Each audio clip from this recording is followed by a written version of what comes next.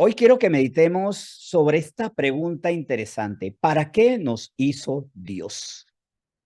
Miren, si los autos pensaran y por pensar hablaran, no tendría ningún problema en decir, bueno, soy auto, así que soy algo que tiene autolocomoción, se mueve por sí mismo y tengo la función de mover a personas o cosas o personas y cosas al mismo tiempo.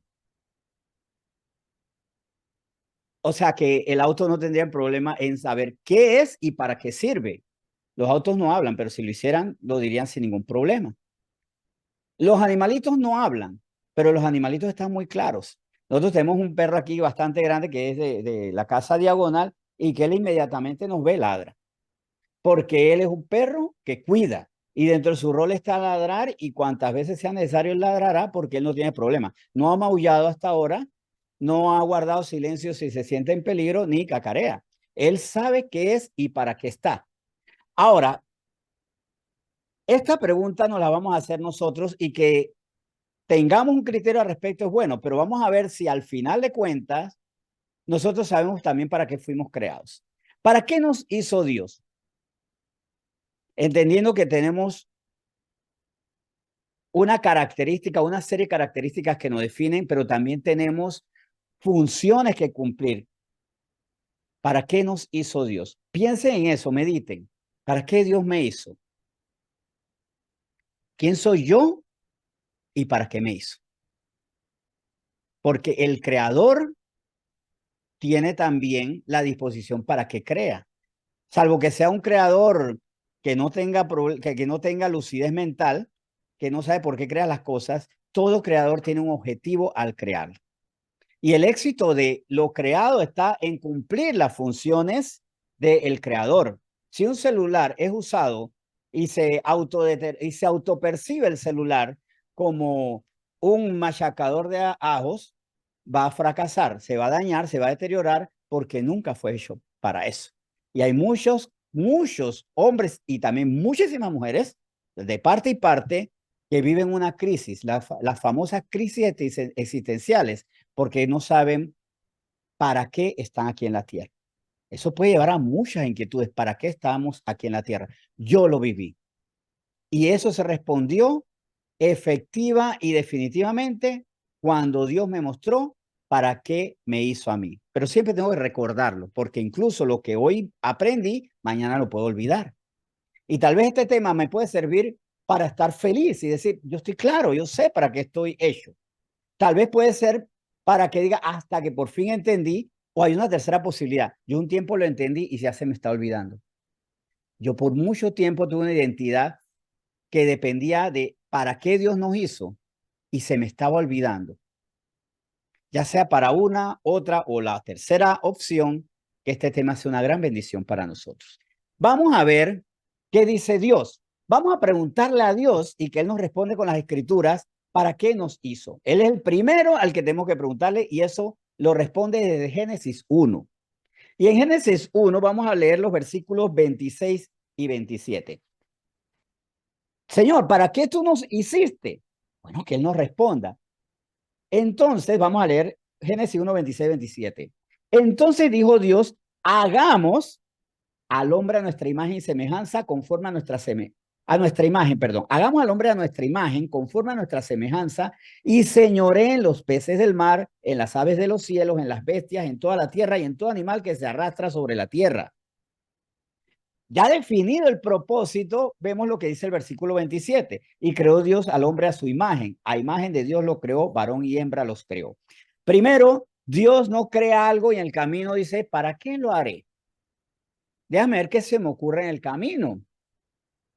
Dios no nos había creado y ya tenía planeado, ya tenía claro para qué nos hacía. Primero, para ser hechos a imagen y semejanza de Dios.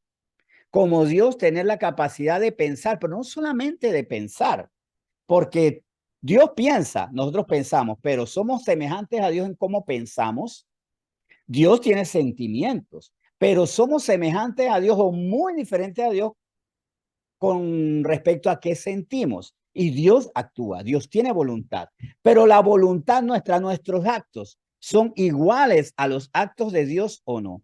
No es solamente tener las funciones de Dios, sino que estas funciones de Dios sean exactamente iguales a las de Él. ¿Cómo pienso? ¿Cómo siento? ¿Cómo actúo? Una pistola de burbujas de jabón parece pistola, pero no es pistola. Por lo menos en el sentido de lo que, para lo que fue hecho una pistola como arma de fuego. De hecho, es tan contrario a las armas de fuego que en vez de balas, lo que tira son unas simpáticas burbujas. O sea, completamente desenfocado. Y lo que nos puede matar es de la risa de repente o de la ternura, pero jamás va a cumplir su objetivo. Dios aquí primero dice que Él nos hizo, Él, el Hijo y el Espíritu Santo. Aquí hagamos al hombre de nuestra imagen, conforme a nuestra semejanza, habla de Padre, Hijo y Espíritu Santo. Jesús participó en la creación y es más, dice en la palabra que todas las cosas por Él fueron hechas y para Él fueran hechas. Para Él. O sea, no solamente nos hizo, sino que nos hizo para servirle a Él. Pero vamos antes de saltar hacia más adelante, eso ya es el Nuevo Testamento, no, vamos a seguir aquí en Génesis 1, 26 al 27. Y nos hizo para tener autoridad. Por supuesto, nos dice que Él nos hizo para señorearnos los peces del mar, en las aves de los cielos, en las bestias, en toda la tierra y en todo animal que se arrastra sobre la tierra. Ahora, nos dio una autoridad, pero es una autoridad sin Él o no, porque ahí se puede agarrar cualquier depredador del medio ambiente y decir, bueno, el Señor me dijo a mí, señoreate sobre la tierra, tú haz lo que quieras con ella. ¿Fue para eso o para no? Yo puedo, o para lo contrario, yo puedo echarle plutonio a los ríos o no. Eso tengo que verlo a la luz de la misma palabra y dejemos que nos siga respondiendo. En Génesis 1:28, Dios nos hizo para algo muy importante y los bendijo Dios y les dijo, fructificad y multiplicaos. Llenad la tierra y sojuzgadla y señoread en los peces del mar, en las aves de los cielos y en todas las bestias que se mueven sobre la tierra. Dios nos hizo para bendecir. Nos bendijo para nosotros ser instrumentos de bendición. ¿Y cómo nosotros bendecimos? Teniendo una autoridad sobre las cosas, sobre la vida y lo inanimado, porque no solamente tenemos autoridad sobre los animales, sobre la vegetación, incluso sobre lo inanimado, sobre las rocas. Nosotros construimos con ella, no tenemos que pedirle permiso a una roca. Claro, en nuestra sabiduría y prudencia debemos saber si podemos usar esa roca, si podemos usar ese mineral. Vuelvo a repetir, el que construye sobre lo que no debe hacer va a perecer. Si yo construyo mi casa con piedra firme, me va a ir muy bien. Si la construyo con uranio, voy a morir. Con uranio, perdón, con uranio, con el planeta uranio. Con uranio voy a morir, voy a perecer. Si la construyo con agua, me voy a ahogar o más bien me va a caer sobre la cabeza y me voy a empapar. Debo construir sabiamente y bendecir, porque el que nos bendice nos llama a bendecir y eso lo vamos a establecer hoy aquí también. Pero miren, bueno, ese es el plan inicial. Yo los creé a ustedes para que siendo a mi imagen y semejanza, teniendo mi calidad de pensamientos, sentimientos y la perfección de mis actos, entonces puse en la tierra. Aquí se rumba el argumento de los depredadores ecológicos. Cuando dice el Señor nos llamó a administrar la tierra. Sí, pero con sus pensamientos, sus sentimientos y su voluntad. Con su santidad, con su benevolencia, con sabiduría. Miren, cuando el hombre no utiliza la sabiduría de Dios, termina haciéndose mucho daño. Cuando viví mis años de protección de tortugas marinas, recuerdo que me nutría información sobre las tortugas que arribaban a las costas panameñas para poner sus huevos y después de un tiempo las tortugas bebés salían y se lanzaban al mar, pero también me tocaba leer sobre muchos casos que ocurrían en otras naciones. En México hubo una playa, una costa que vivía del arrecife, de la explotación del arrecife. Y en esa playa, además de los arrecifes, los corales muy ricos, también había una zona de de alimentación de las tortugas. Las tortugas jóvenes iban a alimentarse ahí de ciertas algas.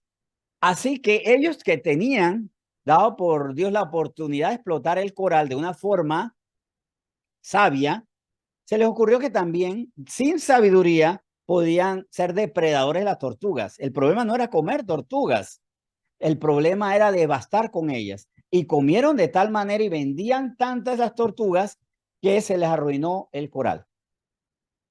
¿Eso qué tiene que ver?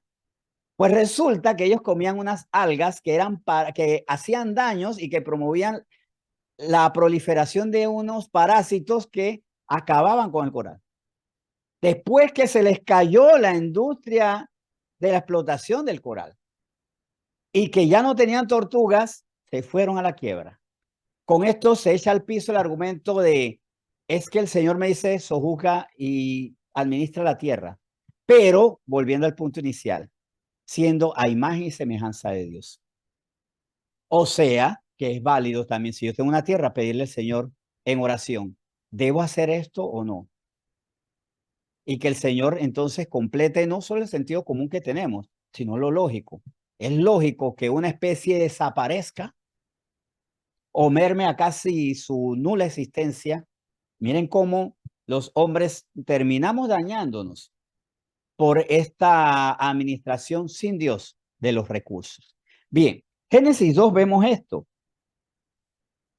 En los versículos 4 y 5 leemos, estos son los orígenes de los cielos y la tierra cuando fueron creados, el día que Jehová Dios hizo la tierra y los cielos, y toda planta del campo antes que fuese en la tierra, y toda hierba del campo antes que naciese, porque Jehová Dios aún no había hecho llover sobre la tierra, ni había hombre para que labrase la tierra. Los orígenes de los cielos y de la tierra se establecieron en la mente de Dios. Antes que fueran creados ya estaban hechos aquí en la mente de Dios. Aquí queda claro, o sea, y toda planta del campo antes que fuese en la tierra y toda hierba del campo antes que naciese, ya estaba planeada por Dios. Esto también sirve, aunque yo creo que ya les debe quedar claro, perdón, y les debe quedar claro a los jóvenes, esa imagen no se compartió a los adultos. ¿Quién fue primero, el huevo y la gallina? O el huevo y la gallina, ¿verdad? Recuerden, ¿quién fue primero, el huevo o la gallina? ¿Quién se acuerda de los jóvenes? ¿Quién vio el mensaje? ¿Quién fue el primero, el huevo o la gallina? Porque la lógica, no puede haber gallina si no nació de un huevo. Pero no puede haber huevo si hay una gallina que no lo empolla. Y ahí caemos, ¿no? En un círculo donde tropezamos. ¿Qué nació primero, el huevo o la gallina? La gallina. ¿El huevo? ¿Quién dijo el huevo? Ajá, ¿por qué? Porque ¿dónde sale la gallina, verdad? Bien. A ver, pero aquí pero ¿quién hizo? O sea, las dos posiciones parecen ciertas y son lógicas. Pero resulta que el Señor, hasta eso lo podemos encontrar en su palabra. El Señor no dice que Él creó los huevos y los nidos. Él creó las aves. Ya las aves estaban creadas y les dio la sabiduría para saber, o sea, les dio el diseño para saber que no debían espantarse. No hubo ave que se espantó y dice, pero ¿esto qué pasó? Me estoy deshaciendo, salió un pedazo de mí. Ya por su instinto sabían que eso era un huevo y ¿saben qué? Y que tenía que empollarlo. Así que las dos respuestas parecen lógicas, sí. ¿De dónde sale la gallina si no ha salido un huevo? Pero es que las primeras gallinas no necesitaron huevos, no salieron de ni un huevito. Y tampoco se aterraron porque, oh, salió algo ovalado de mi cuerpo, estamos en problemas. Si hablaran, hubieran dicho eso jamás, porque ellas ya tenían en su diseño, los huevos iban a salir de ellas. Bueno, eso está en el grupo de jóvenes. Eso salió de esa información. Así que vamos a fijarnos si nos estamos revisando las publicaciones del grupo de jóvenes en WhatsApp. Bien, pero Gabriela no está en el grupo porque la podemos sumar. Sí. Ay, bueno, ahí estaba la respuesta. Ah, exactamente, exactamente. Bueno, volviendo al punto, ya dilucidada esta incógnita y ya le puede responder a las personas con Biblia, hasta es bueno para, ¿sabes qué? Le hacen esa pregunta en una fiesta, en un cumpleaños o lo que sea, y hablan de Dios creador. Hasta para, no, de hecho, para eso sirve. Seguimos entonces. Todo fue creado aquí en la mente, no, en mi mente, no, en la mente de Dios. Fue creado todo. No necesitó existir tierra para decir, ahora qué ponemos ahí, todo estaba planeado y el hombre y la mujer estaban creados desde antes. Por eso es que también se tiene que salir de la duda, porque hay gente que dice una contradicción, que hay una contradicción en la Biblia. ¿Cómo que fueron creados el hombre y la mujer? Y después dice que el hombre fue formado y después la mujer. O sea, una disonancia ahí. No. En la mente de Dios, en los planes ya estaba el hombre y la mujer creados. Ya lo creado, él le da forma. Adán lo creó, lo formó del polvo de la tierra, porque no había vientre. A Eva, como no había vientre, la formó partiendo la costilla del hombre. Y a todos nosotros nos formó en el vientre de nuestra madre. Pero todos fuimos creados en la eternidad. En el día que el Señor nos creó antes de la fundación de todo, Él simplemente nos estaba separando en qué tierra y en qué fecha, en qué barrio, en qué hospital, todo lo tenía contemplado, cuáles serían nuestros padres. Todo lo tenía contemplado. Hasta si nosotros decimos, ¿por qué nací en este país? Porque Dios quiso. ¿Por qué este es mi papá? ¿Por qué este es mi mamá? Había una serie australiana de televisión que no recuerdo el título, fue en los 90, así que fue hace varios años, que era, el título me olvido, se me chispoteó, pero que era de una niña que estaba avergonzada de sus padres. Creo que era algo así. El título era así, se los debo. Papá, mamá, ¿por qué me avergüenza? No, no creo que era. Era algún tipo de papá, de papá y mamá así. La niña estaba avergonzada, pero resulta que ese fue el plan de Dios en nosotros. Seguimos entonces. A ver, seguimos y toda planta. Bien, ya habíamos leído esto. Versículos 6 y 7 de Génesis 2. Sino que se subía de la tierra un vapor. En ese tiempo no llovía, al principio no llovía. Teníamos otra atmósfera. Sino que se subía de la tierra un vapor, el cual regaba toda la faz de la tierra. Entonces Jehová, Dios formó al hombre del polvo de la tierra y sopló en su nariz aliento de vida y fue el hombre un ser viviente. Se responde la pregunta si le dicen, ¿cómo que Dios creó al hombre y a la mujer y después estaban o no estaban? Si todos fuimos creados, pero en un momento a cada quien nos va formando. Por eso es que el salmista alaba al Señor que mi embrión vieron tus ojos y tú me formaste en el vientre de mi madre. Tú me formaste ahí. Me creaste desde antes de la creación del mundo, pero tú escogiste formarme en ese vientre.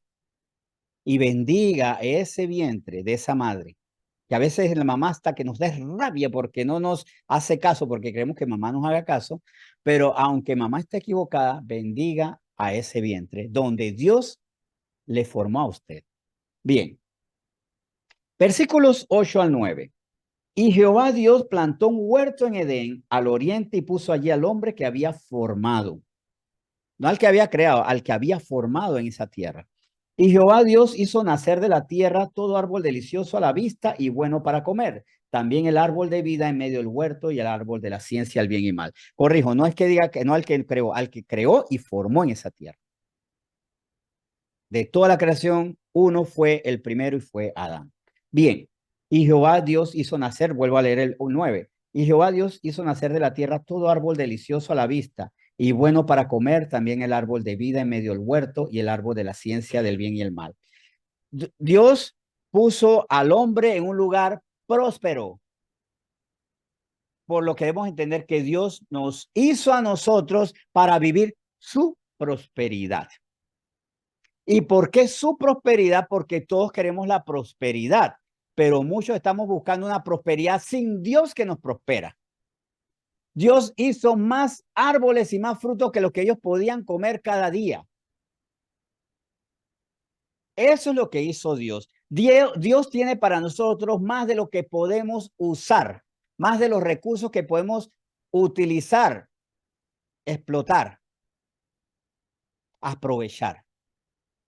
Con esto queda claro, Dios nos hizo para disfrutar de su prosperidad, de su provisión.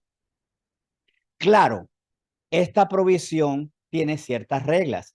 Y una de las reglas que le dijo, no comerás del árbol de la ciencia del bien y el mal. Es curioso porque ahí estaba el árbol de vida en medio del huerto. En medio de todo estaba el árbol de vida. Y vamos a ver más adelante cuál era el beneficio de ese árbol de vida. pero también estaba en medio de ese camino a ese árbol, estaba el árbol de la ciencia del bien y del mal. Y sobre él dio una advertencia, de él no comerás. Dijo que no comerás del árbol de la vida, dice, de todo árbol, menos uno.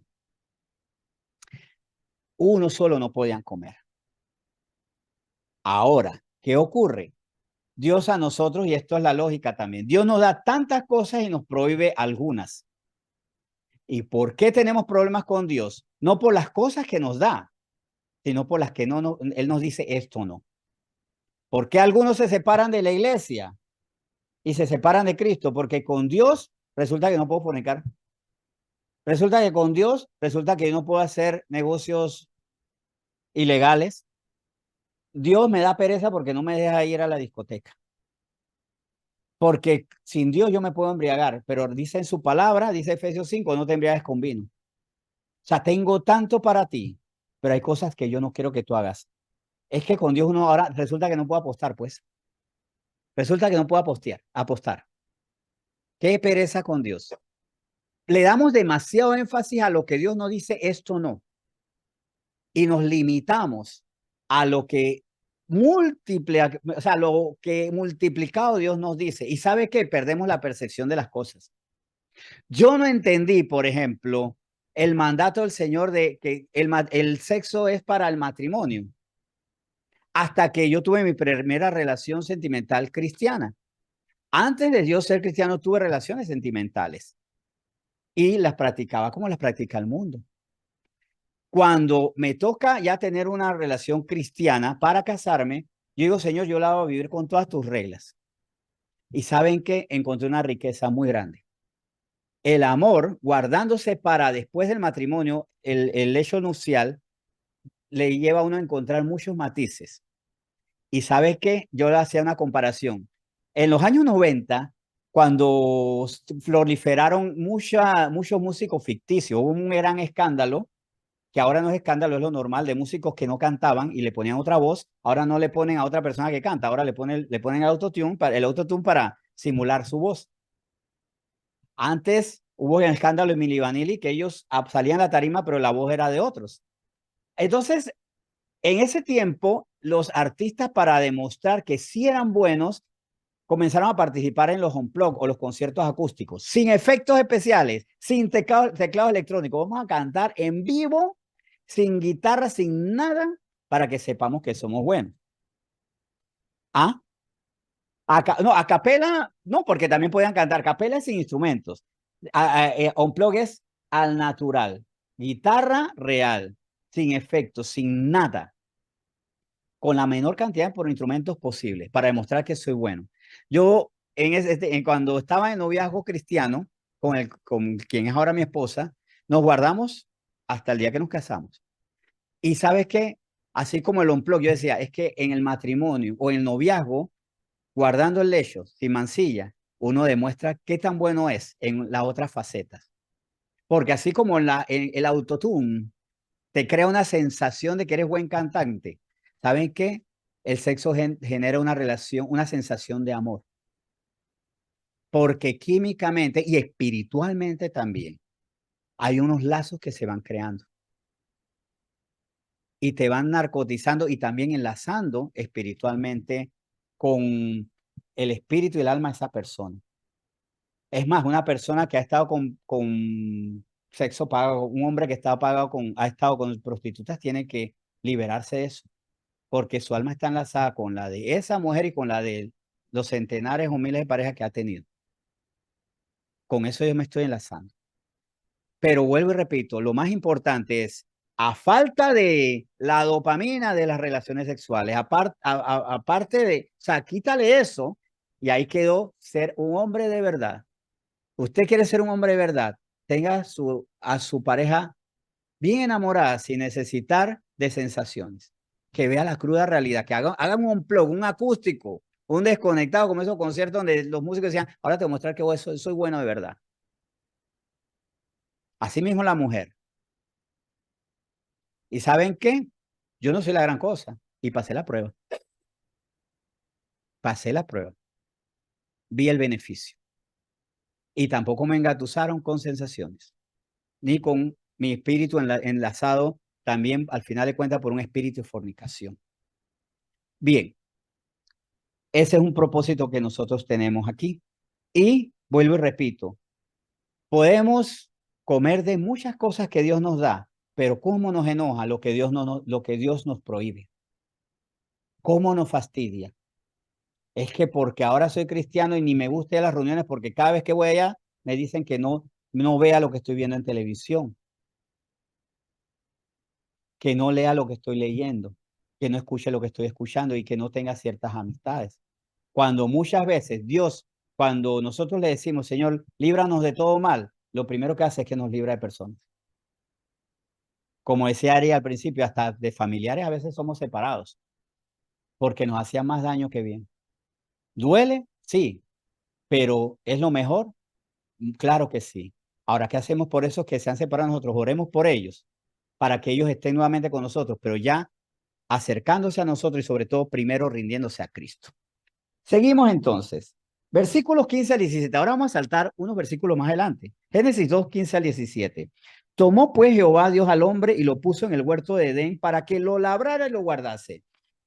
Dios nos hizo para hacer crecer su creación y lo mejor de su creación, para honrar lo suyo, para que tuviéramos una vida con propósito, con actividad, con creación.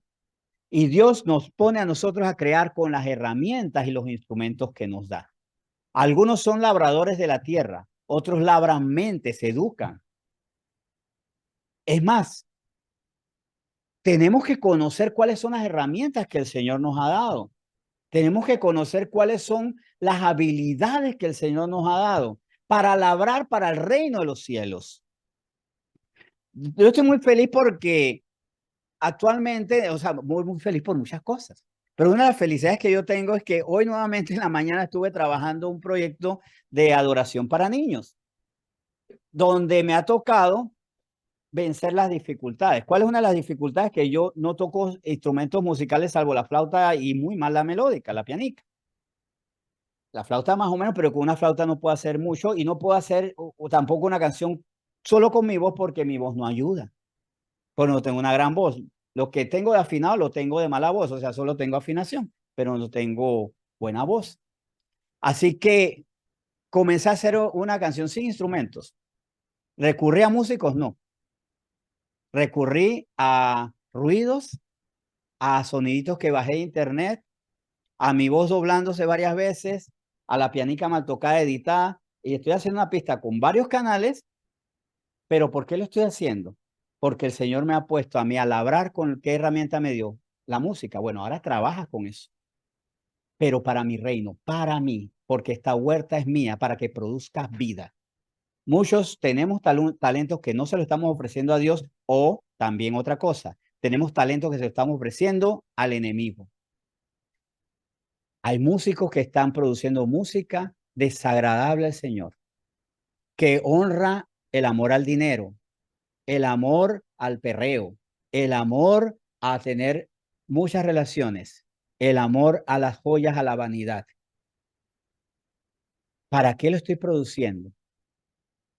Hay personas que utilizan su talento deportivo para solo hacer dinero y no tienen a Dios presente. Ahora, ¿quiere decir que yo debo estar en el mundo? Sí, pero para servirle al Señor. Y yo creo que, bueno, voy a recordarlo brevemente. El fiasco, recuerden que el fiasco del programa de televisión donde yo trabajaba, no, el programa era un fiasco, sino que el programa de televisión en el verano del 2004, cuando tenía, del 2005, tenía un par de meses de ser cristiano, ni 6 meses de ser cristiano, más o menos, me llevaron a mí y a los demás actores y a escritores y todo, nos llevaron a hacer una gira de prensa para que fuéramos a anunciar el programa.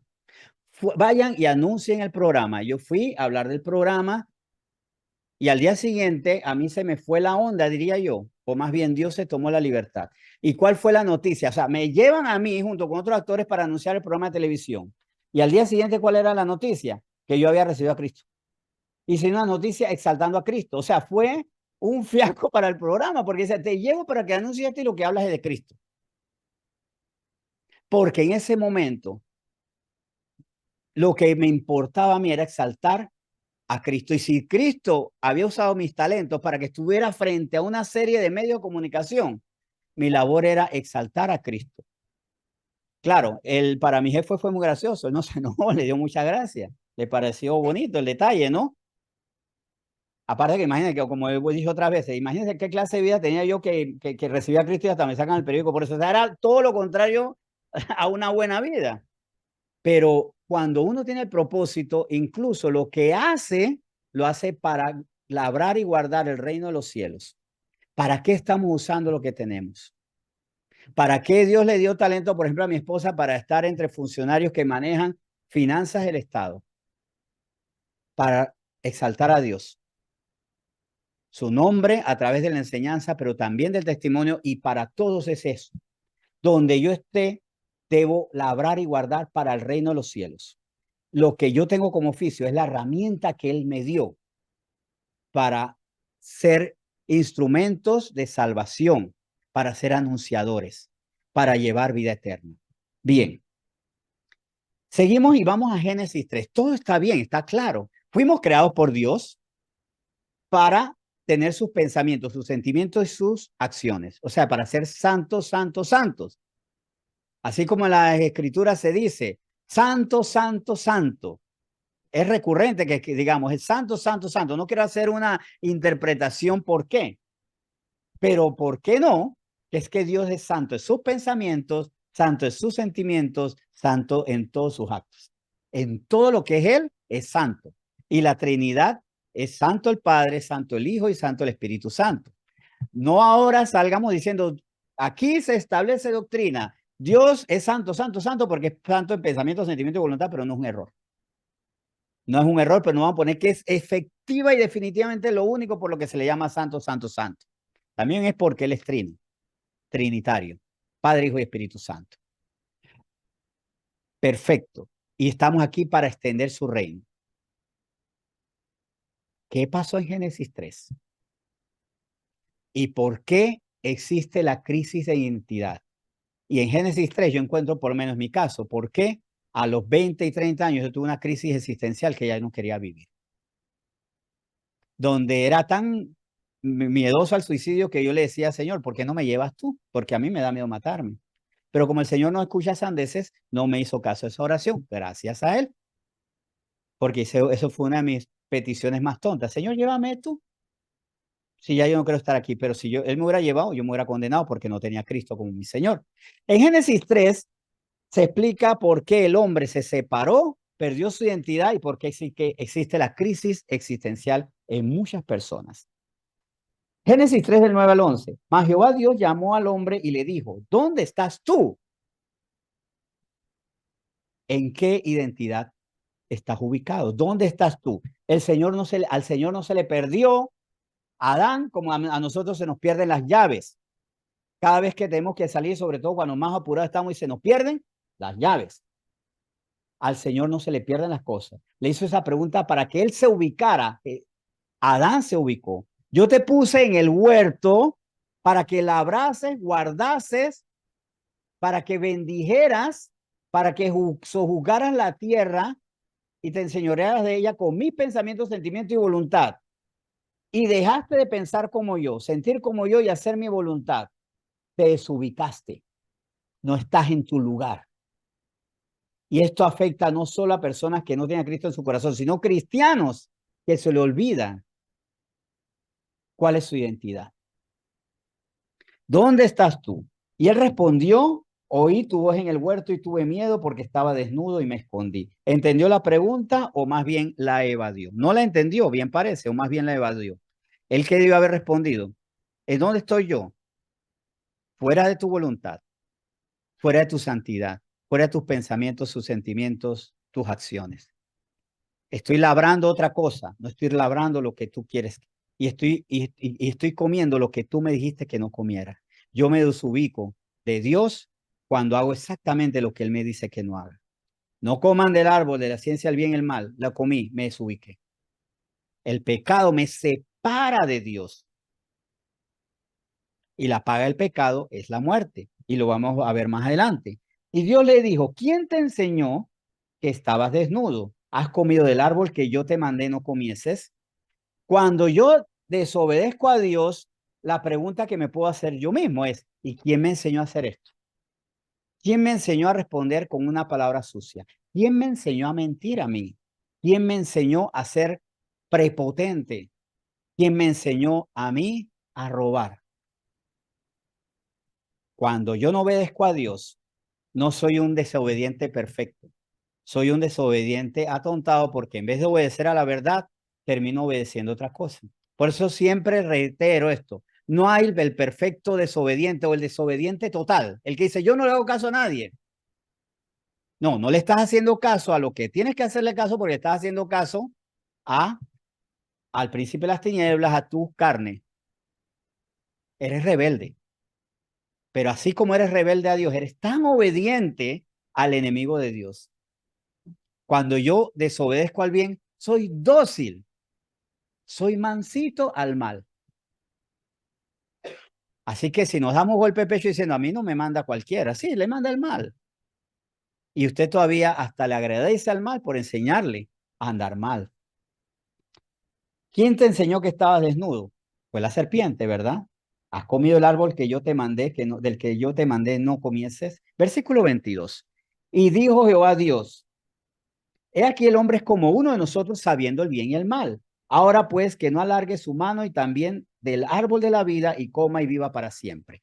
¿Por qué si ahora el hombre es como Dios, como el Hijo y como el Espíritu Santo, perdió?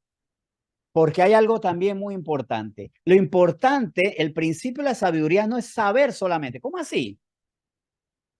El principio de la sabiduría no es saber. El principio de la sabiduría es el temor de Dios.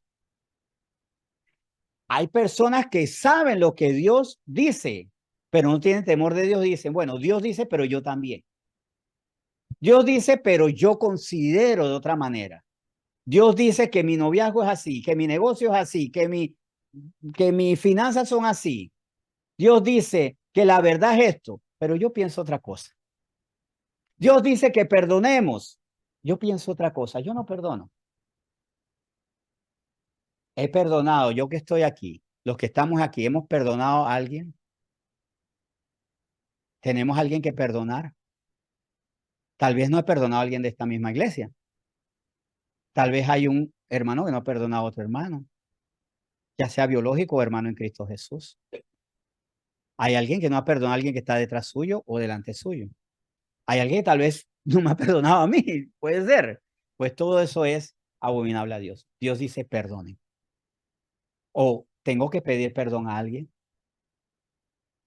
Voy a mirar aquí para ver si le tengo que pedir perdón a alguien y le voy a pedir perdón. Y si Dios me muestra, le pido perdón. Por supuesto. He pedido perdón. Cuando yo escucho otra palabra y la obedezca, y esa palabra viene de las tinieblas, del enemigo, viene de mi propia carne que hace muy buenos tratos con el enemigo, entonces me separo de Dios. Y en ese momento vemos esto. Soy como Dios, sabiendo el bien y el mal, pero no soy temeroso de Dios. Dios se teme a sí mismo. Pareciera uno decir, bueno, Dios obedece a sí mismo. Dios se obedece a sí mismo porque Él es la verdad y Dios obedece a la verdad. Dios no se desapega a la verdad. Bien.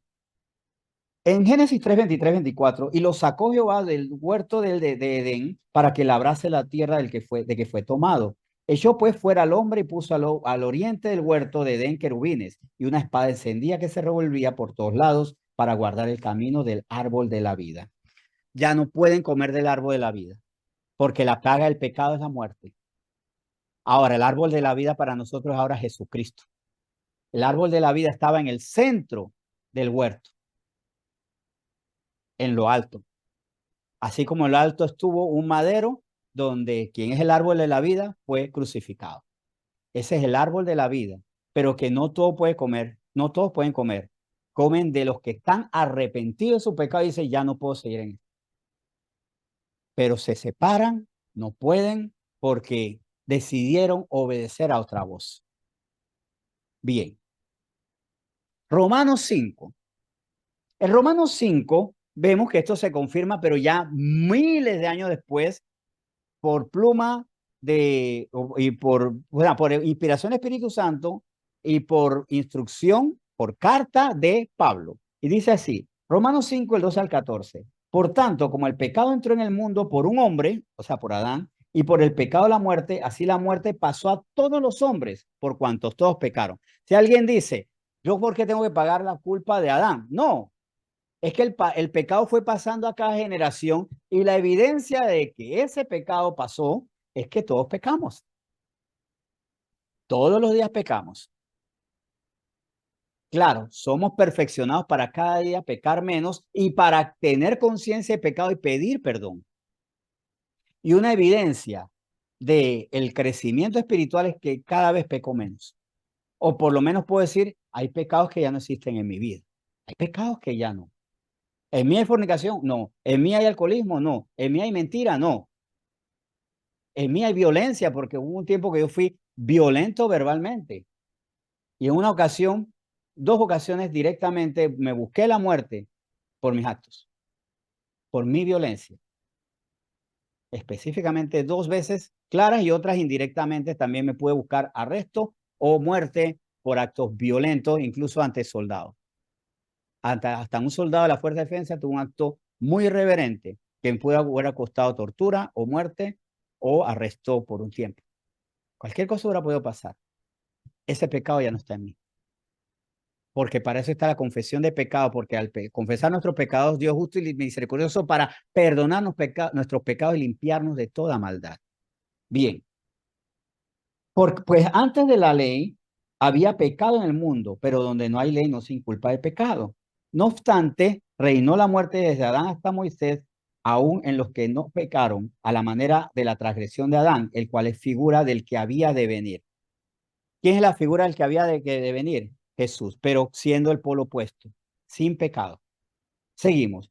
Versículo 17 de Romanos 5. Pues si por la transgresión de uno solo reinó la muerte, mucho más reinarán en vida por uno solo Jesucristo, los que reciban la abundancia de la gracia y del don de la justicia. Para que no se nos vaya, de acuerdo en la pregunta inicial, ¿para qué nos hizo Dios? Dios nos hizo a nosotros, aunque nos contaminamos por el pecado, para recibir, ¿qué es lo que dice aquí? Recibir la abundancia de la gracia y del don de la justicia. Dios nos hizo inocentes, pero una inocencia que se perdió. Tenía que ser una inocencia comprobada por la tentación, por la posibilidad de renunciar a esa inocencia, pero nos hizo para recibir su gracia. Para eso nos hizo el Señor, para recibir su perdón y con su gracia para recibir la salvación, porque la voluntad de Dios es que nadie se pierda. Cuando se dice esto, la voluntad de Dios es que nadie se pierda, es que Dios nos hizo para no perdernos. Entonces, ¿por qué nos perdemos? Porque nos desenfocamos y decimos, Dios nos hizo para esto, pero renuncio a esto.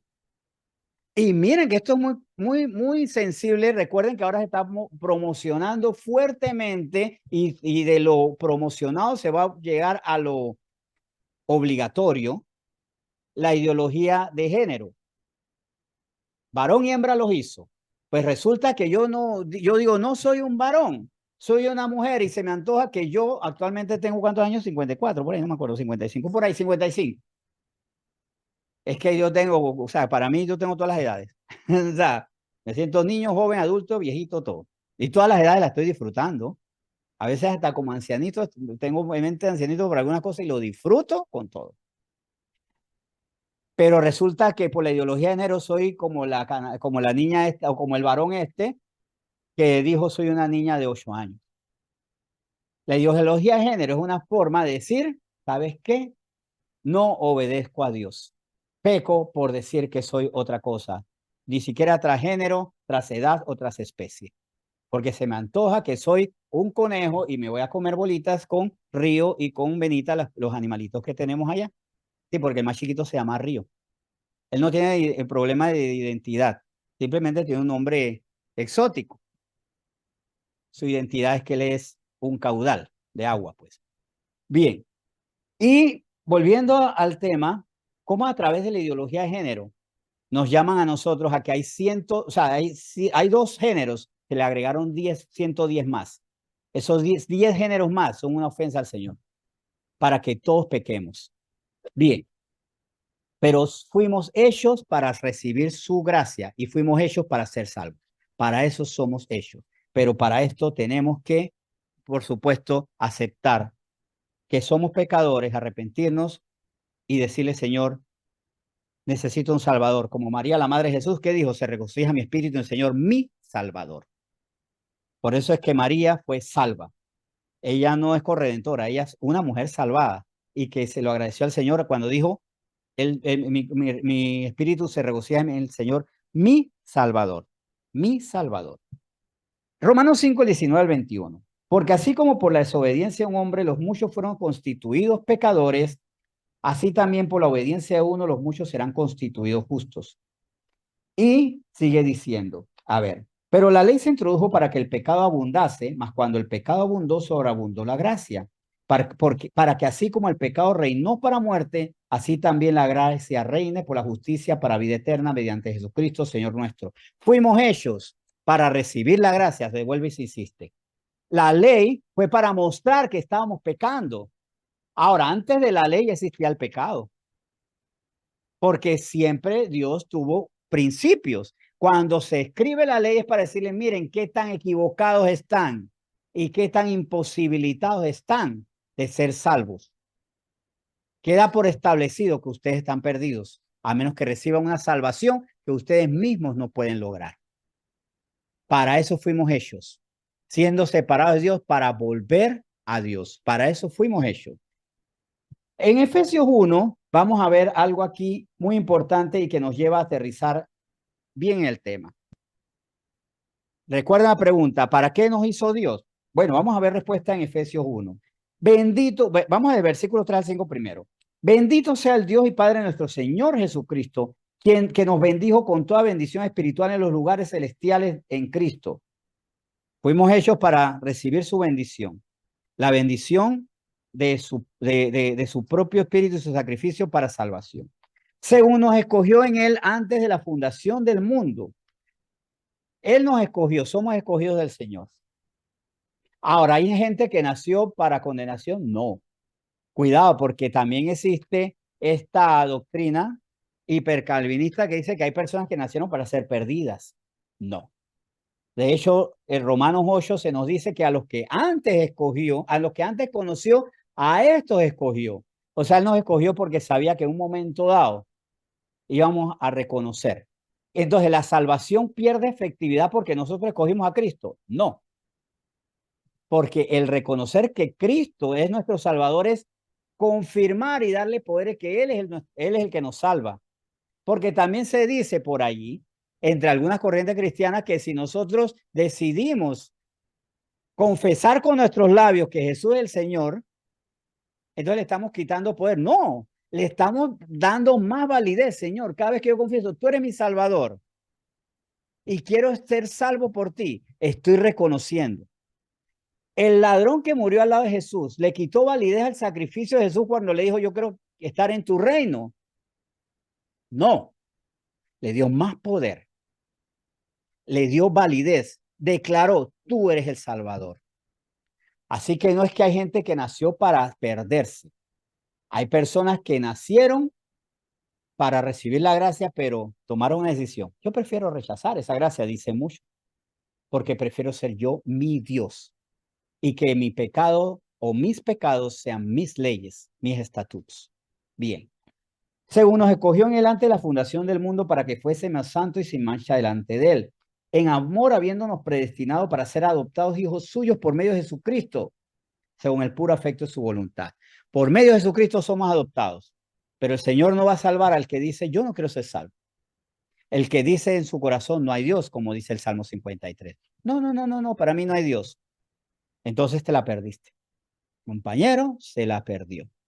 Pero los que no hemos hecho así, recibimos este beneficio. Pero también, ¿para qué fuimos hechos? Efesios 1, el 6 al 7. Fuimos hechos, podemos agregar esa palabra en el versículo 6. Fuimos hechos, ¿para qué? Para alabanza de la gloria de su gracia. Alabar la gloria de su gracia, con la cual nos hizo aceptos en el amado. El amado Jesucristo, en quien tenemos la redención por su sangre, el perdón de pecados según las riquezas de su gracia. Fuimos hechos para alabar toda la gloria que se manifiesta en su gracia. Por cuanto todos pecamos, todos y estábamos destituidos de la gloria de Dios, más una dádiva de los cielos, que es Cristo Jesús. Y esa dádiva es la salvación en Cristo para los que dicen, yo necesito ser salvo. Y en las escrituras, muchos hombres se preocuparon por esto. El etíope se preocupó, ¿cómo puedo ser salvo? O sea, ¿qué hago? Y fue bautizado porque creyó en lo que luego Felipe le terminó de enseñar, que del que se hablaba en Isaías 52 y 53, que fue como oveja al matadero llevado sin culpa, es el instrumento de nuestra salvación. Así que al decir, sí, soy salvo porque yo acepté a Jesús, no le quito validez a Jesús, porque estoy exaltando y estoy alabando la gloria de su gracia. Así como el Señor no crea personas para ser condenadas, tampoco va a llevar al cielo al que no quiere arrepentirse. Porque todos queremos ir al cielo, sí. Hay pecadores que yo conozco que quieren ir al cielo, pero no han comprado el boleto, que es el arrepentimiento. No es solamente decir quiero ir al cielo, sino quiero ir al cielo renunciando a lo del suelo, lo de la tierra, lo del mundo. Esa renuncia da dignos frutos de arrepentimiento, o dicho de otra manera, frutos dignos de arrepentimiento, que era lo que anunciaba Juan Bautista. ¿Está claro? Si esto le genera pregunta, por favor háganla, porque llegamos a la reflexión final. Pero si alguien quiere salir de alguna duda, por favor, haga la pregunta. A la cuenta de 5, 4, 3, 2 y medio, 2. Bien, reflexión final. Fuimos hechos para ser santos como Él es santo. En Levítico 19 se dice así. Y un versículo que no compartí, pero que es válido, está en Malaquías 2, 15, 16. Bueno, en 2, específicamente en el versículo 15 dice, no todo, no hizo el uno, habiendo en él abundancia de espíritu, y ¿por qué uno? Porque buscaba una descendencia para Dios. Y esto también es para completamente de acuerdo con Dios. Dios busca una descendencia. Y por eso Él nos dice en Juan 1:12, ¿no? Por cuanto todos los que le recibieron, los que creyeron en su nombre, le dio potestad de ser hechos hijos de Dios. Dios nos hizo para ser descendientes de Él. Dios nos hizo para ser sus hijos. Pero ¿quiénes son hijos? Los que le recibieron como el Salvador. Y para recibirlo como Salvador, yo tengo que aceptar que estoy perdido y que yo no me puedo salvar. Señor, sálvame tú porque yo me perdí y yo no me puedo salvar. Y los que creyeron en su nombre, que Él es Dios. Y si Él es Dios, yo creo que Él es mi Dios. Y si Él es mi Dios, ya yo no me mando. Ya yo no controlo mi vida. Ya todo lo que yo estimaba como verdad lo desecho. Y el cristianismo es el maravilloso acto de ir desechando todo lo que yo pensaba que era verdad, pero que las escrituras dicen, eso es falso.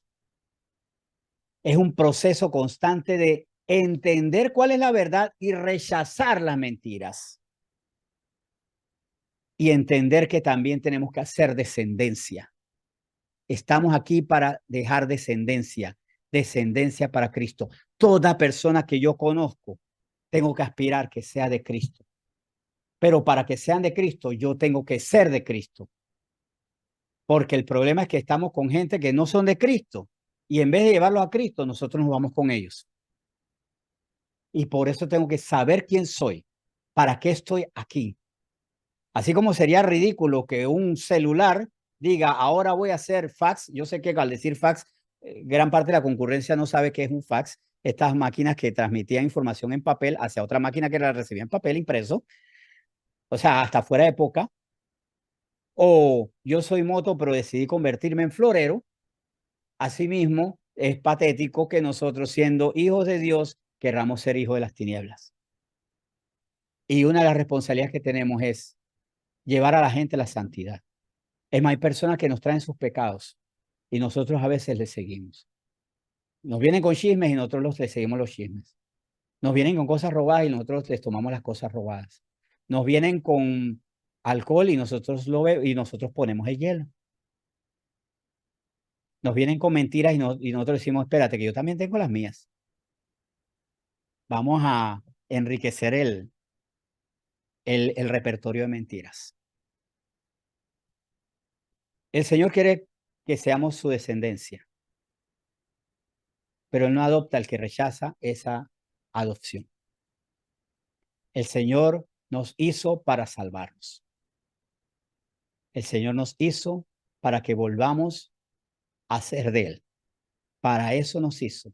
Y cuando nuestra identidad es esa, ya a mí no me importa nada.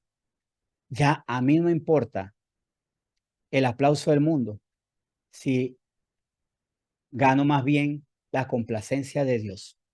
Es más, si lo que yo hago produce abucheo, risas o burlas del mundo, gloria a Dios si es lo que quiere Dios. Si alguien, por ejemplo, cuando yo estaba en noviazgo, decía, mira, lo ve, esa gente no tiene acción. Ya dicen por ahí que ellos se están guardando.